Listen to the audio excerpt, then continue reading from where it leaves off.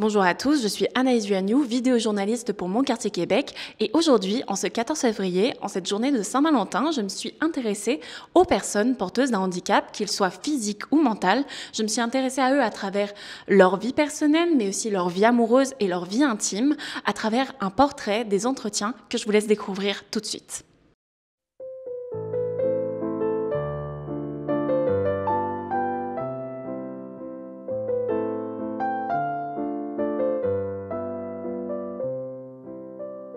Mon nom, c'est Éric Lapointe. Je vis avec la paralysie cérébrale depuis ma naissance et ça amène des difficultés de mobilité. Quelle est votre situation actuellement? J'ai une copine depuis bientôt 25 ans. On n'habite pas ensemble, on est dans le même immeuble. Ma copine Sylvie a un spina bifida, ce qui fait que elle est en fauteuil roulant et donc elle est paralysée physiquement. Moi, mon nom, c'est Nicolas Giroux. Mon teinte de handicap, c'est une trisomie 21 qui vient avec une déficience intellectuelle. Ma relation amoureuse, je sors avec une Roxane. Est-ce que Roxane, elle a un handicap quelconque? Non. J'étais dans un organisme qui s'appelle le CAVI et elle était dans un organisme pour le CAVI à ce moment-là. Puis on s'est rencontrés dans un Michou. Je sais que c'est pas la meilleure place, mais sur un groupe Messenger. Je l'ai rencontré là, puis en fait, après ça, je me suis dit, elle a l'air vraiment intéressante. En ayant toutes les deux un handicap, il y a des défis sur le plan de la santé. Il y a des défis même sur les relations sexuelles, il ne faut pas se le cacher. Et il y a des défis sur la vie en général. Moi, dans mon cas, j'ai jamais eu une femme sans limitation.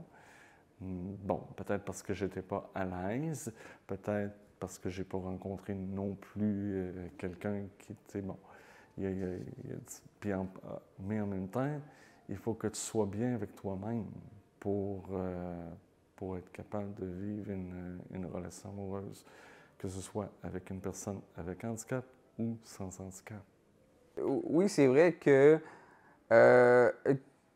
quand on a un handicap, c'est mieux de sortir avec quelqu'un qu'on comprend. Oui, des fois, la communication on a de la misère. On reprend toujours la situation, puis on le met en positif.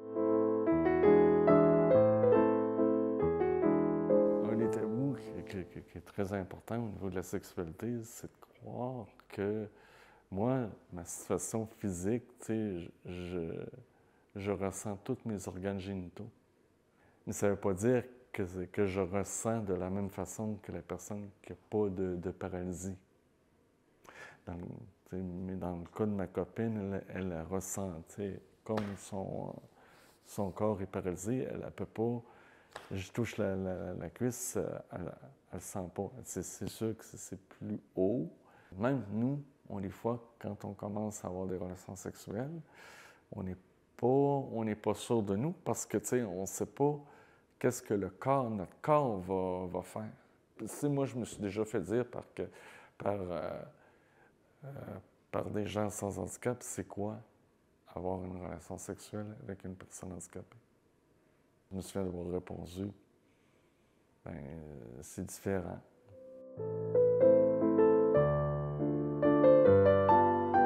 Moi, j'ai 53 ans et puis on n'a pas eu beaucoup d'accompagnement concernant ou même la sexualité ou les relations amoureuses. moi, j'étais dans une école spécialisée qui... puis même la sexualité, c'était... on nous donnait un cours de sexualité straight comme n'importe quelle classe régulière. Mais puis on ne parlait pas beaucoup de la sexualité des personnes handicapées. C'est encore tabou. Je pense qu'il faut que les intervenants qui travaillent dans les CIUS, qui travaillent dans les instances qui reçoivent cette clientèle-là, soient mieux outillés concernant la sexualité, la relation avec les autres et les relations amoureuses.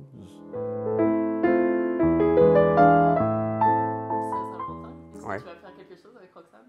Oui, c'est sûr. Elle me prépare quelque chose, puis je lui prépare quelque chose. Ma copine, comme elle aime le sport, on va au tournoi Pee-Wee. Ça va être ça, la Saint-Valentin.